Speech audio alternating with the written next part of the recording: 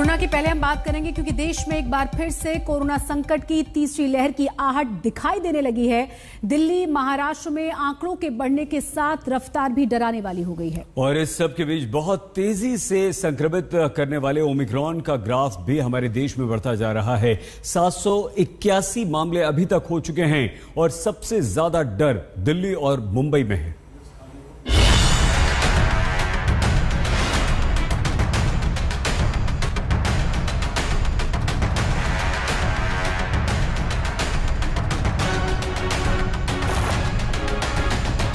फिर देश में बढ़ रहा कोरोना संकट, होने लगी तीसरी लहर की आहट। ओमिक्रॉन का खौफ, अलर्ट पर देश। दिल्ली में पाबंदियों से सख्ती, बढ़ा खतरा, येलो अलर्ट पर राजधानी।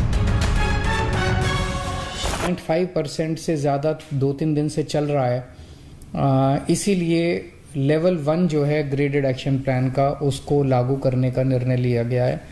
कुछ चीज़ों के ऊपर पाबंदियां लगाई जा रही हैं। तीसरी लहर की आहट ने दिल्ली को डरा दिया है।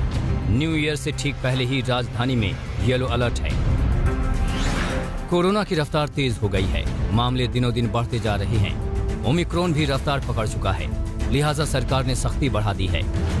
आप न्यू ईयर पर दिल्ली में सैर सपाटे का प्लान बना रहे थे तो सावधान हो जाइए। अगर आप मल्टीप्लेक्स थिएटर जाना चाहते थे तो रुक जाइए।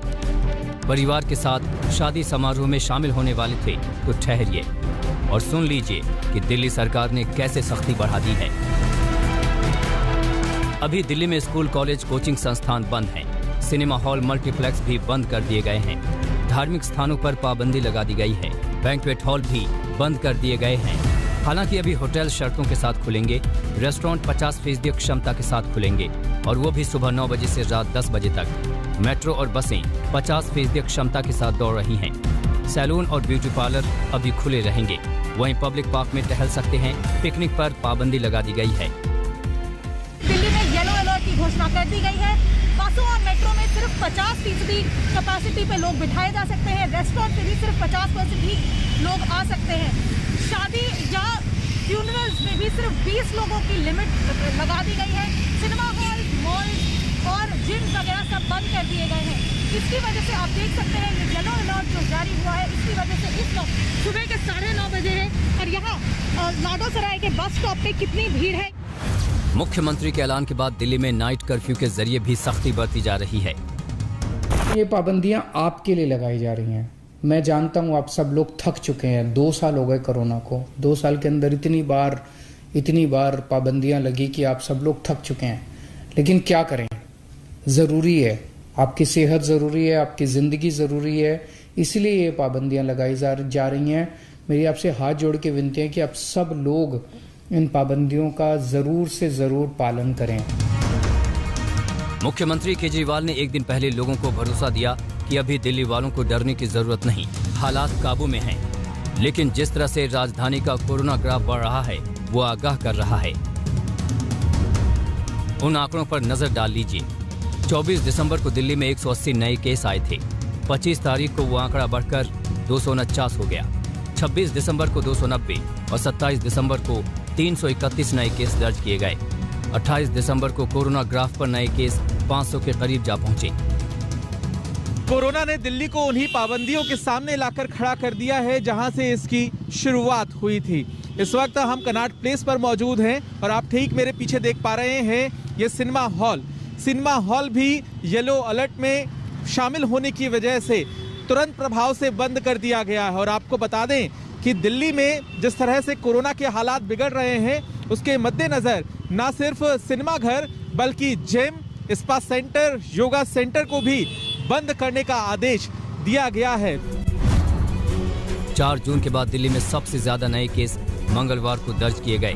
इसके साथ ही राजधानी में पॉजिटिविटी रेट 0.89% हो गया। इसी के हिसाब से दिल्ली येलो अलर्ट लगा दिया गया। दिल्ली में अभी लेवल 1 यानी येलो अलर्ट है। ये तभी लागू होता है जब पॉजिटिविटी रेट 0.5% से ज्यादा हो, या 7 दिनों में 1500 केस दर्ज किए जाएं, या फिर 7 दिनों में 500 ऑक्सीजन बेड फुल हो जाएं। ये केजरीवाल के ग्रेडेड रिस्पांस एक्शन प्लान का हिस्सा है, जिसे राजधानी में लागू कर दिया गया है। कोरोना की दूसरी लहर के बाद डीडीएमए ने इसे तैयार किया था।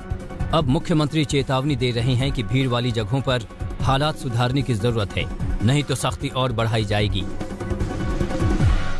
जिम्मेदारी के साथ काम लेना है। अब ये तस्वीरें नहीं आनी चाहिए बिल्कुल भी कि मार्केट के अंदर इतने भारी भीड़ लग रही है, फिर हमें मार्केट बंद करने पड़ेंगे। वो तो अच्छी चीज नहीं है, फिर लोगों की रोजी रोटी जाती है, आपका भी वो खराब हो जाता है। हालात महाराष्ट्र में भी बिगड़े हैं। मंगलवार को मुंबई में एक दिन में 1377 केस दर्ज किए गए, एक मौत भी हुई। वैसे तो महाराष्ट्र में नाइट कर्फ्यू का दौर चल रहा है, लेकिन उसका व्यापक असर अभी नहीं दिख रहा। सवाल है कि क्या मुंबई और दिल्ली में तेज संक्रमण ओमिक्रॉन की वजह से है। दिल्ली में करीब 240 और महाराष्ट्र में करीब 170 ओमिक्रॉन केसेस हो गए हैं। ऐसे में जरूरत सख्ती बढ़ाने की है। मुंबई से विद्या और दिल्ली से अनीशा माथुर के साथ पंकज जैन, आज तक।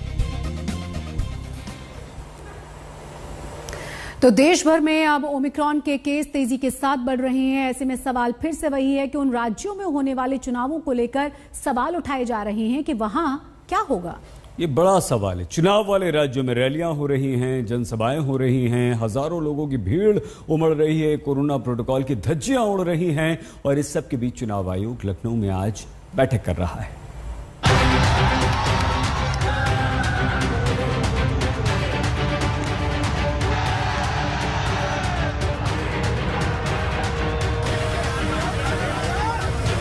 राज्यों में विधानसभा चुनाव का बिगुल बजने वाला है।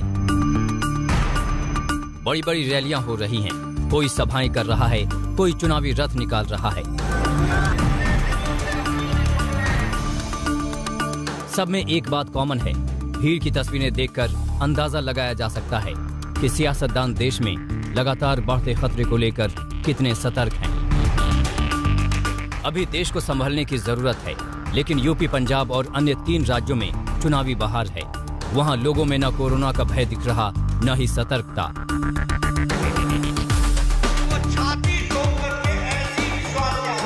प्रधानमंत्री नरेंद्र मोदी कई बार अपील कर चुके हैं, आगाह कर चुके हैं कि सावधानी हटी तो दुर्घटना घटी, लेकिन उसका असर नहीं दिख रहा। मैं आप सभी से आग्रह करूंगा कि पैनिक न करें। हाँ, सावधान रहें, सतर्क रहें, मास्क उसका भरपूर उपयोग करें और हाथों को थोड़ी थोड़ी देर पर धुलना, इन बातों को हमें भूलना नहीं है। यूपी में लगातार रैलियां हो रही हैं, चुनावी सभाओं में भीड़ दिख रही है। चुनाव आयोग अब राय मशविरा में जुटा है कि कैसे कोरोना के खतरे के बीच चुनावी महापर्व को संपन्न कराया जाए।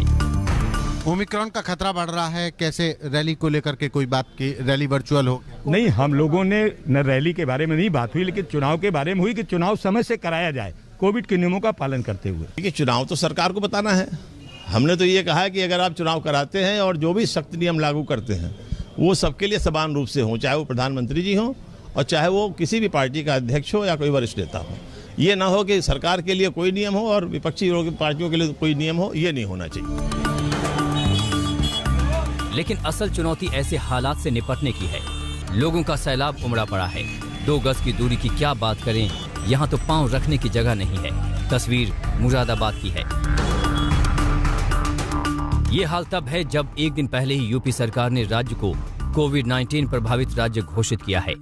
इसका मतलब है कि 31 मार्च 2022 तक यहाँ उत्तर प्रदेश लोक स्वास्थ्य एवं महामारी रोग नियंत्रण अधिनियम जारी रहेंगे।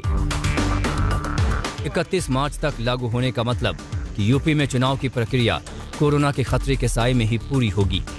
कोरोना को लेकर सख्ती बढ़ी है तो लोग कह रहे हैं कि रैलियों पर भी पाबंदी लगनी चाहिए। रैली तो बिल्कुल भी पॉसिबल नहीं है और नहीं होनी चाहिए। पूरा विरोध है। रैली बिल्कुल नहीं होनी चाहिए। उस रैली में आप किसी प्रोटोकॉल को फॉलो नहीं करा सकते। आप कोई भी चीजें होंगी वो गाइडलाइन सरकार कैसी भी जारी करे।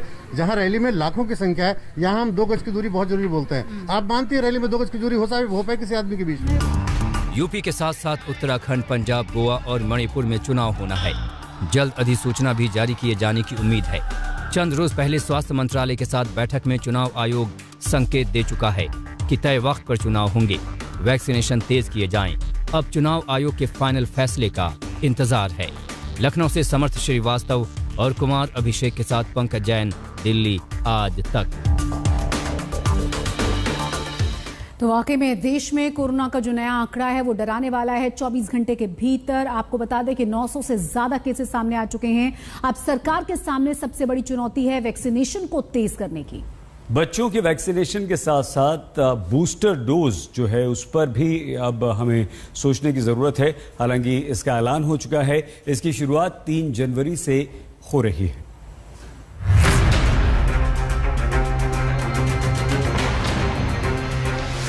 एक तरफ ओमिक्रॉन का खतरा तो दूसरी ओर लगातार होती लापरवाही। बिहार सरकार ने तो तीसरी लहर को लेकर अलर्ट कर दिया है। बिहार में भी तो तीसरे दौर की शुरुआत हो गई है। अब उसके लिए तो सब तरह की आपकी तैयारी है और यहाँ पर भी जो केंद्र सरकार की तरफ से गाइडलाइन है और राज्य सरकार में भी हम लोगों का उसके अनुरूप निर्णय है कि कैसे हम लोगों की मदद करें, किस तरह से अस्पतालों को चलाएं और कैसे लोगों को हम राहत पहुंचाएं। देश के कोने कोने से लापरवाही की तस्वीरें आ रही हैं। फिक्र बढ़ाने वाली खबरें मिलने लगी हैं। 47 नए कोरोना के मामले पाए गए हैं। हालांकि अभी तक ओमिक्रॉन का कोई भी केस नहीं पाया गया है, लेकिन तीसरे लहर की शुरुआत कह सकते हैं। खुद मुख्यमंत्री नीतीश कुमार कह रहे हैं कि शुरू हो चुकी है और इसके लिए तैयारियां भी राज्य सरकार जो है वो अपने स्तर पर कर रही है। लेकिन इसी बीच जो आम लोगों को सावधानी बरतनी चाहिए वो नहीं देखी जा रही है। हिमाचल प्रदेश के बिलासपुर में एक सरकारी स्कूल में कोरोना विस्फोट हुआ है। वहां 9 छात्र और 4 स्टाफ पॉजिटिव मिले हैं। 22 दिसंबर को बिलासपुर के सरकारी स्कूल में 23 स्कूली बच्चे संक्रमित मिले थे। यही खतरा और खौफ है कि सरकार ने अब 15 साल से ज्यादा उम्र के बच्चों के वैक्सीनेशन का ऐलान कर दिया है। अमल 3 जनवरी से होने जा रहा है, जबकि हेल्थ वर्कर्स और गंभीर बीमारी से पीड़ित बुजुर्गों को 10 जनवरी से प्रिकॉशन डोज भी लगने जा रहा है। 15 साल से 18 साल की आयु के बीच के जो बच्चे हैं, अब उनके लिए देश में वैक्सीनेशन प्रारंभ होगा। 60 वर्ष से ऊपर की आयु के कोमॉर्बिडिटी वाले नागरिकों को उनके डॉक्टर की सलाह पर वैक्सीन की प्रिकॉशन डोज का विकल्प उनके लिए उपलब्ध होगा। प्रिकॉशन की दृष्टि से सरकार ने निर्णय लिया है कि हेल्थ केयर और फ्रंटलाइन वर्कर्स को वैक्सीन की प्रिकॉशन डोज भी प्रारंभ की जाए। इसकी शुरुआत 2022 में 10 जनवरी सोमवार के दिन से की जाए। केंद्र सरकार के इस फैसले से देश की बड़ी आबादी सुरक्षित होगी। 15 साल से 18 साल की उम्र के बच्चों की संख्या 8 करोड़ है। 60 साल से ज्यादा उम्र के बुजुर्ग 13 करोड़ 80 लाख हैं और कोरोना के खिलाफ लड़ाई में जुटे फ्रंटलाइन वर्कर्स की संख्या 3 करोड़ है। 3 जनवरी से बच्चों को होने वाले वैक्सीनेशन के लिए नए साल के पहले ही दिन रजिस्ट्रेशन शुरू हो रहा है। कोविन प्लेटफॉर्म पर रजिस्ट्रेशन किया जा सकेगा। बच्चे इसके लिए 10वीं की मार्कशीट का इस्तेमाल भी कर सकते हैं। अलग अलग राज्यों ने तैयारी तेज कर दी है। फिलहाल 3 जनवरी से बच्चों को कोवैक्सीन की डोज दी जा रही है। इन सब के बीच 10 राज्यों में केंद्र की टीमें पहुंचने लगी हैं। पहली टीम केरल पहुंच चुकी है, जो हालात का जायजा लेगी। दिल्ली से मिलन शर्मा के साथ आज तक ब्यूरो। और इस वक्त की बड़ी और अहम खबर यह कि दिल्ली के स्वास्थ्य मंत्री सत्येंद्र जैन ने कहा है कि अंतर्राष्ट्रीय उड़ानों से जो लोग लौट रहे हैं उनकी वजह से मामलों में तेजी आ गई है। आपको यह भी बता दें कि दिल्ली में ओमिक्रॉन के 238 मामले सामने आ चुके हैं। और कोरोना के मामलों में कल 24 घंटे में ये जबरदस्त बढ़ोतरी हुई है। संक्रमण दर 1% के करीब पहुंच गया और इसीलिए ये 1% है सुषमा, इसीलिए येलो अलर्ट जारी कर दिया गया है। एहतियातन तमाम कदम उठा लिए गए हैं। ऑड इवन वाला जो फॉर्मूला है वो फिर से लागू कर दिया गया है। जो कल 496 पॉजिटिव केसेस आए, पॉजिटिविटी लगभग 1% के आसपास चल रही है और लगातार पिछले कुछ दिनों से जब से ओमिक्रॉन स्टार्ट हुआ है, विदेशों से फ्लाइट्स आनी स्टार्ट हुई हैं, केसेस काफ़ी तेज़ी से बढ़ रहे हैं। अभी तक जितने भी केस आ रहे हैं ज़्यादातर ऐसे हैं कि जो बाहर से लोग आए हैं वो थोड़े दिनों बाद पॉजिटिव हो रहे हैं, तो उनके कॉन्टैक्ट के लोग या उनके घर के लोग ज़्यादा हो रहे हैं। फिर भी सभी को सतर्क रहने की ज़रूरत है। ओमिक्रॉन भी कोरोना ही है, कोरोना का दूसरा रूप है। सभी लोगों को इसके अंदर सतर्क रहने की ज़रूरत है। सभी लोग घर से बाहर निकले तो मास्क ज़रूर लगाएं। सब लोग अगर ध्यान रखेंगे तो इससे बचा जा सकता है।